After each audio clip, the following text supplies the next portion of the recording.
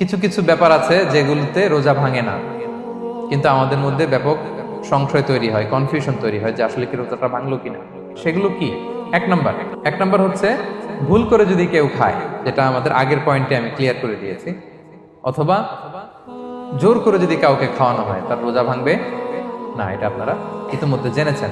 একটা হাদিস শুনে সহিহ বুখারী, রাসূল সাল্লাল্লাহু আলাইহি ওয়াসাল্লাম বলেছেন, মান নাসিয়া ওয়া হুয়া সাইম ফাআকালা আও শারিবা, রোজা অবস্থায় কেউ যদি ভুল করে খেয়ে ফেলে, ফালিউতিম্মা সাওমা, সেজন্য তার রোজা পূর্ণ করে। তার রোজা ভেঙে গেছে মনে করে সেজন্য খাওয়া শুরু না করে, সেজন্য রোজা পূর্ণ করে। কারণ ফাইন্নামা আতআমাহুল্লাহু ওয়া সাখা, কারণ আল্লাহই তাকে খাইয়েছে, আল্লাহই তাকে পানি দিয়েছে। কিন্তু ভুল করে খেয়ে ফেলছে, এটা তো আপনার হাতে ছিল না। তাহলে ভুল করে খেলে তার রোজা ভাঙবে না, কাজা কাফারা কিছুই লাগবে না, জাস্ট ইউ কন্টিনিউ ইউ সিয়াম। ওকে। দুই নাম্বার হচ্ছে, এটা বিবাহিতদের জন্য।